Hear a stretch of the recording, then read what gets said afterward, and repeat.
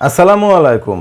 ১৯৮০ সালে শিশুতোষ চলচ্চিত্র ছুটির ঘণ্টা আমরা সকলেই কম বেশি দেখেছি। ছুটির ঘণ্টা সম্পর্কে সকলেই কম বেশি জানি। সেই যে বাথরুমে, ওই দপ্তরি বাথরুমে একজন ছোট বাচ্চাকে আটকে রেখে ভুল করে চলে গিয়েছিল, তারপর সেই ছোট বাচ্চার পরিণতি হয়েছিল মৃত্যু। সেই ১৯৮০ সালের পর ২০২৪ সাল, অর্থাৎ ৪৪ বছর পর যেন সেই সিনেমার সেই গল্পটায় বাস্তবে পরিণত হয়েছিল। মানে হয়েছিল বলতে, ওই গল্পে তো সেই বাচ্চাটা মারা গিয়েছিল, আর এই গল্পে বাচ্চাটা জীবিত ফেরত পেল। আর কিছুটা আর কয়েক ঘন্টা গেলেই হয়তো রাফিনের পরিণতিও সেই গল্পের বাচ্চাটার মতোই হতো। গল্পটা, এটা কিন্তু গল্প নয়, সত্যি ঘটনা বলতেছি দর্শক। টয়লেটে আটকে থাকা রাফিনের চিৎকারে মুখ দিয়ে রক্ত বের হয়। ঘটনাটা ঘটেছে মাদারীপুর বিদ্যালয়ের টয়লেটে ৬ ঘন্টা আটকে থাকার পর শ্বাসরুদ্ধকর অবস্থায় এক শিক্ষার্থীকে উদ্ধার করা হয়েছে। ওই শিক্ষার্থীর নাম রাফিন। সে ৯ নং পাঁচখোলা বোর্ড সরকারি প্রাথমিক বিদ্যালয়ের প্রথম শ্রেণীর শিক্ষার্থী। ঘটনাটি শনিবার জানাজানি হলেও বৃহস্পতিবার ১৬ই মে মাদারীপুর সদর উপজেলার পাঁচখোলা ইউনিয়নে এই ঘটনা ঘটে। পরে অসুস্থ অবস্থায় শিক্ষার্থী রাফিনকে উদ্ধার করে ভর্তি করা হয় জেলা সদর হাসপাতালে। এলাকাবাসী ও ছাত্রের পরিবারের সূত্র জানায়, পাঁচখোলা এলাকার মৃত নুরুল হকের ছেলে রাফিন। সে ৯ নং পাঁচখোলা বোর্ড সরকারি প্রাথমিক বিদ্যালয়ের প্রথম শ্রেণীর ছাত্র। প্রতিদিনের ন্যায় বৃহস্পতিবারও স্কুলে যায় রাফিন।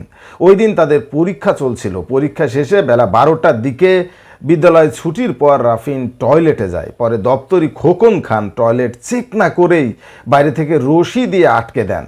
পরে শিশুটি দরজা খোলার জন্য চিৎকার করলেও কোনো সাড়া মেলেনি। এ সময় বারবার দরজা খোলার জন্য চিৎকার করায় শিশুটির মুখ দিয়ে রক্ত আসে। ৬ ঘন্টা চেষ্টার পর এক পর্যায়ে টয়লেটের দরজা খুলতে সক্ষম হয়। এদিকে বিদ্যালয় ছুটির পর শিশুটি বাড়ি না ফেরায় তার আত্মীয় স্বজন, বিদ্যালয়ের শিক্ষার্থী ও আত্মীয়ের বাড়িতে খোঁজ খবর নিতে যায়। এদিকে সন্ধ্যা ৬টার পর বিদ্যালয়ের ৩য় তলা থেকে একটি মুদি দোকানদারকে বিদ্যালয়ের কেচি গেট খোলার জন্য ডাকাডাকি করে শিশুটি। এক পর্যায়ে মুদিখানার দোকানদার শিশুটির কান্না শুনে ছুটে যান। পরে তালা ভেঙে তিনি সহ কয়েকজন মিলে রাফিনকে উদ্ধার করে তার নিজ বাড়িতে নিয়ে যান। আর একটু হলেই যেন এই শিশুটির ছুটির ঘন্টা বেজেই যেত। মুদি দোকানদার বলেন, দুপুর 12:30 থেকে সন্ধ্যা 6টা পর্যন্ত বাথরুমে আটকে পড়ার পর কোনো রকম দরজা খুলেই 3 তলার বেলকনি থেকে আমাদেরকে ডাক দেয়। পরে আমরা গিয়ে তাকে উদ্ধার করি। বিদ্যালয়ের প্রধান শিক্ষক রওশন আরা বেগম বলেন, ওই দিন আমি একটি মিটিংয়ে ছিলাম। বের হবার আগ পর্যন্ত এমন কিছু আমার কাছে নজরে পড়েনি। আমি পরে জানতে পেরেছি বিষয়টি তদন্ত করা হবে। আসলে এই বিষয়গুলো তো তদন্তই করা হয়, কিন্তু এই তদন্তের ফলাফলটা কি হতো যদি এই রাফিন আজকে মারাই যেত? এখানে আসলে দপ্তরি কি করতে পারতেন?